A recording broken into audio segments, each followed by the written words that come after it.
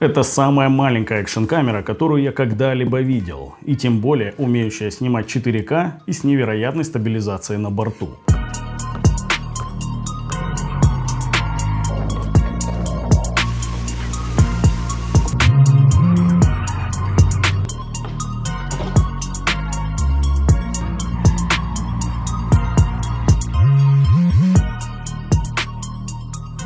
Go 3S очень компактная камера, весит практически ничего, но имеет откидной экран и саму съемную камеру.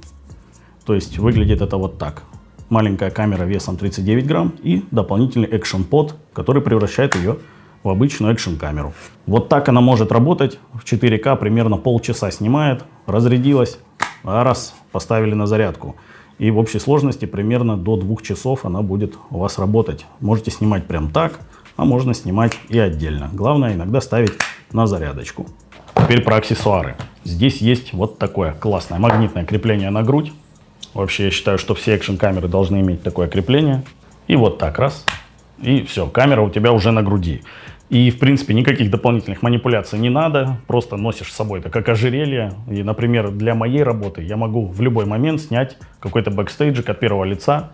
Удобно, видно хорошо руки. И, в принципе, как будто бы эта камера создавалась как раз для съемок от первого лица. И, кстати, посмотрите, насколько крепкий магнит. Я могу прям тянуть.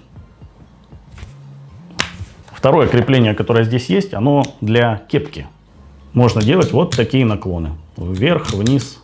То есть, куда хотите, туда и направляйте. Когда я тестировал экшн-камеру, катаясь на велосипеде в парке, я ее цеплял на разные стороны кепки. И, конечно же, когда она вот так на лбу, то есть на замке от кепки, обратной стороной надеваете кепку и цепляете, так угол гораздо шире. Так реально картинка интересней. Одно из главных удобств этой камеры, то что камера хоть и на лбу, но я могу прекрасно через экшн-под посмотреть изображение и отрегулировать наклон камеры. Это максимально удобно. Также, пока я тестировал возможности съемки этой камеры, я протестировал надежность этого крепления. С баскетболистом, которого просто поймал в парке, он поснимал мне от первого лица кадры, как кидает в мяч, как играет с мячом. Это все очень круто выглядит. То есть для съемок, как я уже говорил, POV видосов, это просто космос, а не камера. Угол максимально широкий, стабилизация космическая. Что я обнаружил, что здесь есть тоже металлическая пластинка, и она отлично крепится на этот магнит. То есть я могу прикрепить и регулировать наклон. Но не так это надежно, просто потому что футболка все-таки оттягивается от тела. И какие-то кадры иногда получаются странные, потому что вот так ты угол не можешь регулировать. Но если цеплять это все-таки на кепку, то ты выбрал нужный тебе угол и снимаешь от первого лица. В общем, вот это крепление must have, и я надеюсь, что оно никогда не сломается. И вот это самое важное крепление, которое здесь есть. С помощью него вы можете закрепить камеру в принципе куда угодно. И здесь есть резьба. А это самое важное для надежного крепления. Конечно же, само крепление здесь не просто магнитное, но еще и с дополнительными фиксаторами. И крепится максимально легко и быстро. И я его фиксирую на любое крепление, где есть резьба. Если мне где-то надо закрепить камеру, вот так зажимаем. Это мы крепим к какой-нибудь трубе, потом вот так фиксируем, и все. Камера у тебя зафиксирована максимально. И пока я снимал тестовые кадры на эту камеру, я одновременно решил протестировать надежность этих магнитов, надежность этого фиксатора. Это было рискованно. Честно вам скажу, я зафиксировал вот эту конструкцию в машине дрифтера. Она выглядела примерно вот так всю дорогу. Я думал, там будет просто ушатанное изображение, и когда я посмотрел результат, ну, честно, я обалдел, потому что это максимально плавное изображение. Очень широкий угол, видно вообще все, что происходит в машине. И то, что она была вот так, снимала вот так, понимаете, дрожала все время. Это просто что-то невероятное. То есть я такой стабилизации, вообще нигде не видел. И такой же комплект я фиксировал в машине гонщика Инны. И спасибо ей, кстати, за то, что она вообще помогла мне со съемкой тестовых кадров. Она занимается не дрифтом, а просто невероятный гонщик. И пока она гоняла на Subaru Impreza, я прикрепил камеру на ручку, которая над окном, знаете. Тряска была уже не такая, как когда я снимал дрифтера. Также можете оценить кадры, потому что выглядит это очень круто. И вот этот размер этой камеры позволяет ее зафиксировать где угодно.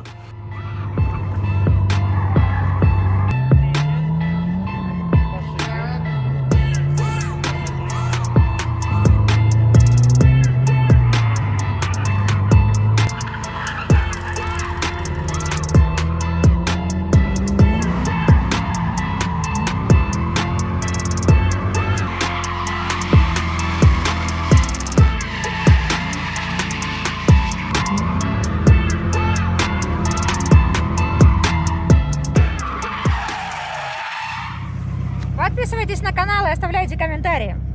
И точно с этим же креплением я фиксировал ее на велосипеде. И выглядело это вот тоже примерно так же. То есть ты едешь, а камера трясется, и посмотрите на эти изображения. То есть в какой-то момент бывает видна легкая тряска, но это когда прям вот так камера ходит, понимаете? А вот при обычных каких-то кочках это все съедается просто максимально. Но вообще вот это крепление, оно-то от комплекта велосипедного, его в комплекте в самом нет, это надо покупать отдельно. Но всем рекомендую, ссылочка будет в описании, обязательно находите, если нужно, покупайте. И в комплекте есть еще липучка. Здесь также есть резьба, и эти крепления между собой соединяются. И когда тебе нужно где-то прикрепить к чему-то, не знаю, пластику какому-нибудь, там, в машине или еще где-нибудь на стекло, ты вот так чпоньк, и все, и прикрепил. При съемке на экшн-камеры я часто использую вот эту селфи-палку. Я вот на нее накрутил стандартное крепление из комплекта и могу спокойно снять с магнитов. Раз, два, очень быстро. Вот так крепление гнется. И если мне нужно вытянуть палку, то 1,2 метра этого предостаточно для съемки себя со стороны. Я когда на велосипеде ездил, вытягивал эту палку, снимал, проверял стабилизацию, как это будет отрабатывать. В принципе, как видите, кадры получились классные.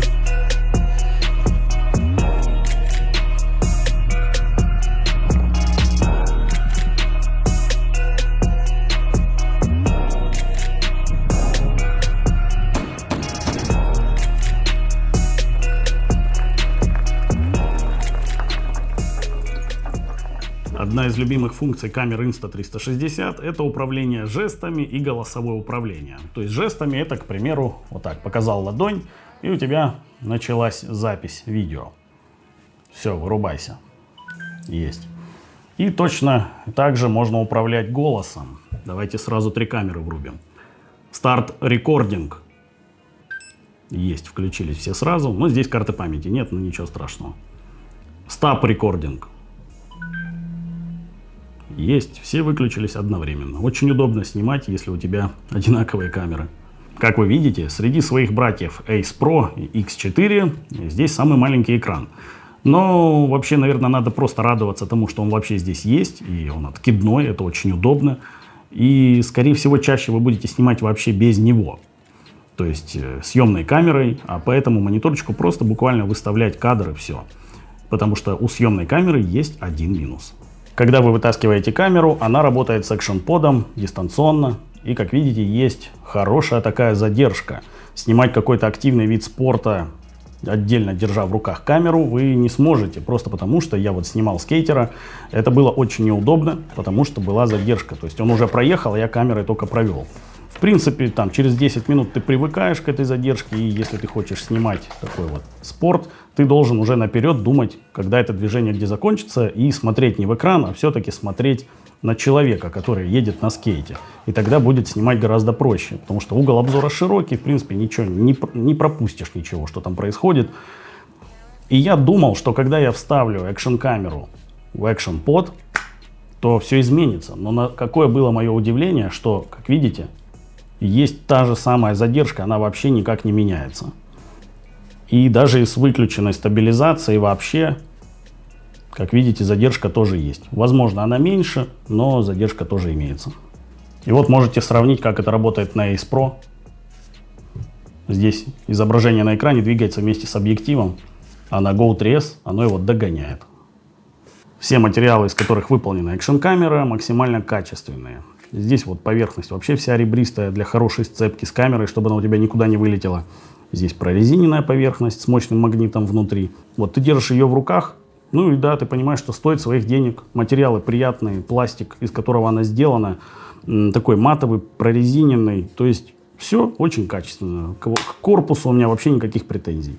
Эту камеру практически невозможно потерять, потому что в нее встроен GPS-маячок. Работает с приложением локатор на айфоне. Добавляйте сюда устройство и всегда сможете отыскать ее прямо по карте. Когда подойдете к ней достаточно близко, сможете нажать на кнопку. Камера будет издавать звук. Так найти будет ее еще проще. Привет, Солидный Андрей! Подпишись на канал Красавчик! Мы тебя любим!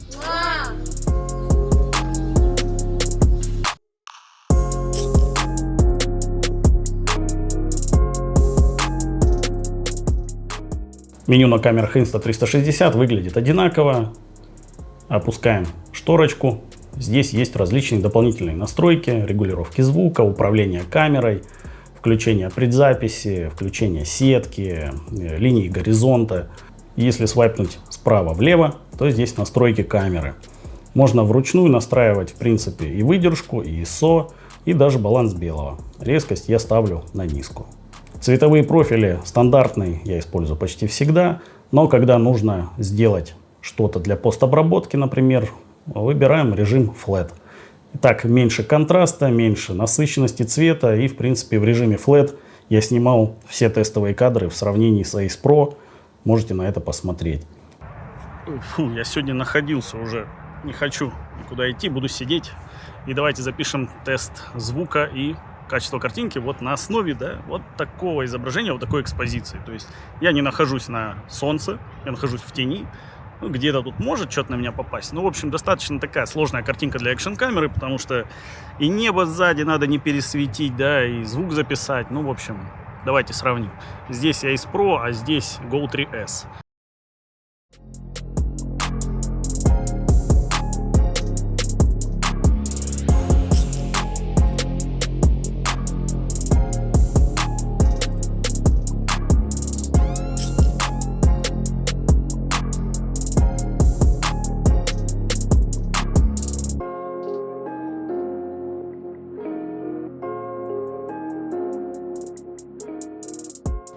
При автоматических настройках можно выбрать настройку по матрице, то есть экспозиция будет выбираться, настраиваться автоматически так, чтобы не было пересветов, либо выбираем лицо, и экспозиция будет настраиваться относительно вашего лица. Настройки качества видео максимально это 4К 30 кадров в секунду. Если хотите в 2,7К, то можно снимать 50 кадров. Full HD 1080 тоже 50 кадров. В этой камере режим замедленная съемка отличается от других настроек. Здесь реально появляется возможность снимать в 100 кадров в 2,7К, но, как видите, с бешеным кропом. И в 1080 без кропа даже в 200 кадров. Если вам это реально очень надо, можете зайти в этот раздел и поснимать. Но мне, в принципе, вполне хватает и 50 кадров для плавных кадров. То есть, если я хочу замедлить видео в 2 раза, 50 кадров для этого предостаточно. Стабилизации 3 режима, ну 4-й это выключенный. Катался на велосипеде, играли в баскетбол, на скейте катались, все было снято на максимум. Ну и разница, конечно, с максимальной стабилизацией и выключенной просто колоссальная.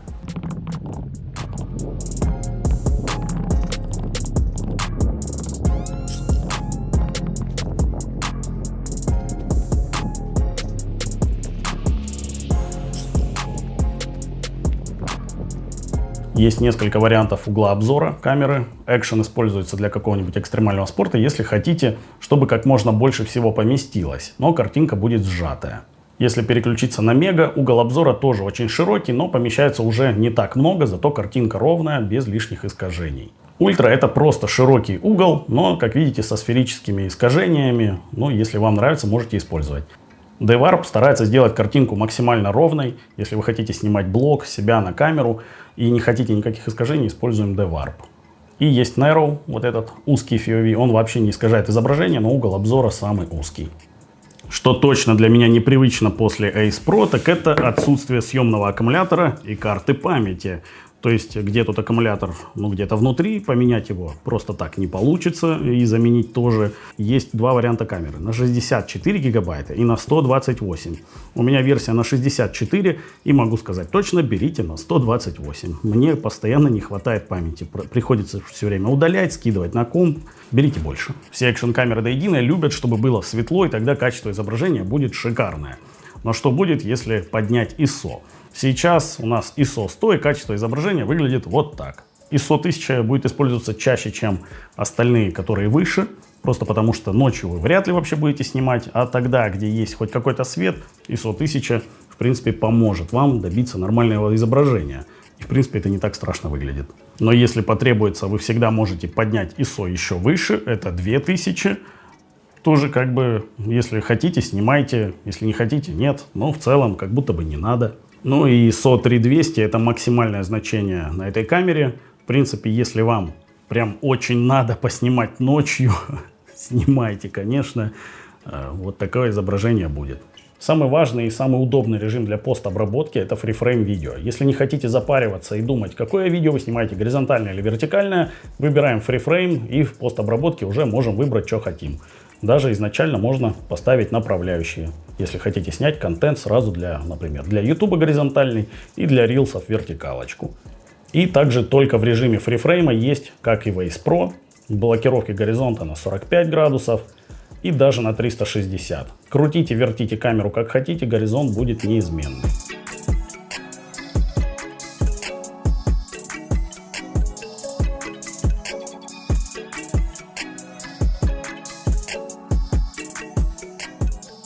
Что такое таймлапс, я думаю, объяснять не надо. Я поставил камеру напротив стадиона Краснодар, зафиксировал ее и 10 минут снимал. Я не помню с каким интервалом, но у меня получилось всего 10-секундный таймлапс. Ну, выглядит прикольно. А вот что такое таймшифт, наверное, стоит объяснить, потому что таймшифт — это как таймлапс, только в движении. Вы выбираете какой-нибудь объект в центре кадра и двигаетесь вокруг него, к нему, от него, как хотите. Главное, стараться держать его в этом прицеле. Тогда у вас получится классное видео. Циклическая съемка снимает подряд по 3 минуты. Можете потом оставить только то, что вам нужно. Не пользуюсь никогда. Звездный таймлапс. Режим фото тоже есть. Как HDR, так и обычный. Если нужно сделать фотографию, вы ее сделаете. Но любой смартфон справится с этим в разы проще и качественней. Снимайте лучше в RAW. Качество будет лучше. И постобработка вам поможет сделать изображение еще лучше. Одна из самых удобных функций — это функция предзаписи. Если вы знаете, что что-то должно произойти, но не хотите записывать вообще все видео на протяжении, понимаете, часа, и вы знаете, что кто-то, например, забьет гол, да, и вы стоите возле ворот, снимаете, вы включаете предзапись, и камера как бы постоянно записывает, но когда вы понимаете, что что-то произошло, вы просто нажимаете кнопку записи, и у вас сразу начинается с 9 секунд или там с 15, например. А если я захочу отменить запись вообще, я просто зажимаю вот эту кнопку и отмена записи. Еще одна функция, которая реально многим нравится, но для моей жизни она, наверное, тупо не подходит. У меня жизнь не такая яркая и интересная. Это интервальное видео. Если вы хотите снять, например, блог в течение всего дня, но не хотите постоянно нажимать на камеру, может, у вас что-то нереальное происходит, может, путешествие или ваша работа, и вы хотите сделать какой-то бэкстейджик, включайте интервальное видео, и ваша камера будет просто постоянно сама записывать все. Ну и здесь есть некоторые настроечки. Сейчас я записываю видео на камеру Go 3S. Она стоит прямо передо мной на расстоянии меньше вытянутой руки, как видите. И в фокусе я или нет. Можете написать в комментариях, потому что на Ace Pro я был не в фокусе, когда сидел на таком расстоянии. И вообще можете посмотреть, где начинается минимальное расстояние фокусировки. То есть я вот так максимально близко перед ней уже сижу, отодвигаюсь, и вот вытянутая рука. С этой камерой Go 3S я могу снимать от первого лица без проблем. То, что я снимаю на камеру, и моя камера уже находится в зоне фокусировки, когда с Ace Pro такого не было. Я не знаю почему, но здесь с этим такая проблемка имеется. У этой камеры, кстати, есть зум на 2х, то есть можно прям зажать на экране и приблизить картинку в 2х. Вот напишите, качество как изменилось. Нет, я снимаю в 4К 25 кадров, и сейчас у меня зум 2х. Если я зажму еще раз и отдалю на 1х, вот такое изображение изначальное. В целом, реально очень удобная функция. Если нужно зазубиться куда-то, вы можете это себе позволить. Например, здесь у меня была такая возможность только в начале съемки. Нажать один раз, и там не было выбора, насколько ты хочешь приблизить. Было либо вот максимально 2х, либо обычное изображение. Тест микрофона на улице. Здесь ветерок, и, в принципе, может микрофон забивать, но всегда можно в настройках оригинального видоса через Insta360 Studio изменить параметры звука. И, может быть, это даже поможет избавиться от ветра. Но в целом звучит это вот так. Можно записывать себя на улице вообще без проблем. Камера побывала в воде. Возможно, уже микрофон плохо слышит. Настройки полностью автоматические. И я плаваю на матрасе. Вот так. Поплыли обратно. И есть минус. Не поддерживается ни один беспроводной микрофон. Вообще, даже Bluetooth. Можно пользоваться только встроенным микрофоном. Насчет защиты от воды. Тут главное не забыть, что снимать под водой умеет именно камера. У нее защита IPX8. Нырять сможете хоть до 10 метров, но обязательно с установленной защитой объектива.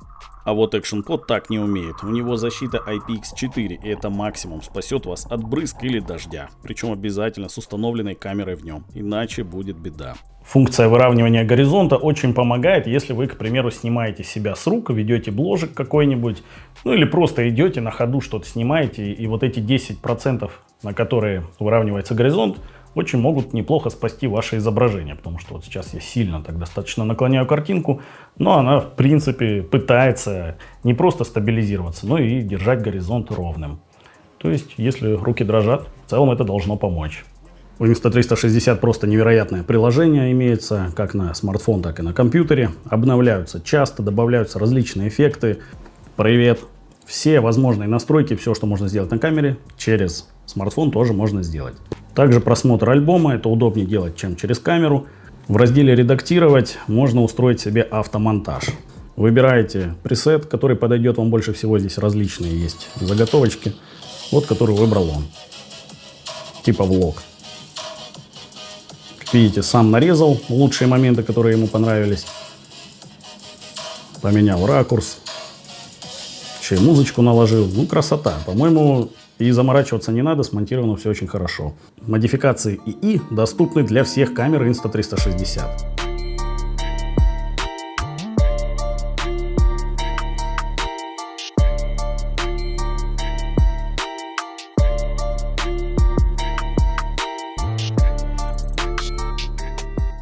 Ну и также есть полноценная монтажная программа, в которой можно накладывать эффекты, текст, скорость, размытие, все менять. И это очень удобно. Я, конечно, люблю больше монтировать на компьютере, но если нужно вам смонтировать видео, и у вас нет капката, вы можете вот так все тут чикать, удалять, двигать. На компьютере также есть приложение Insta360, но оно не такое классное, как на смартфоне. Здесь вот эти все заготовочки для автоматического монтажа, на ПК их тупо нет. Но если вы снимали с подключенной камерой к приложению, то появится пункт «Панель приборов». Здесь можно вывести спидометр и всю информацию по GPS, которую камера записала благодаря вашему телефону.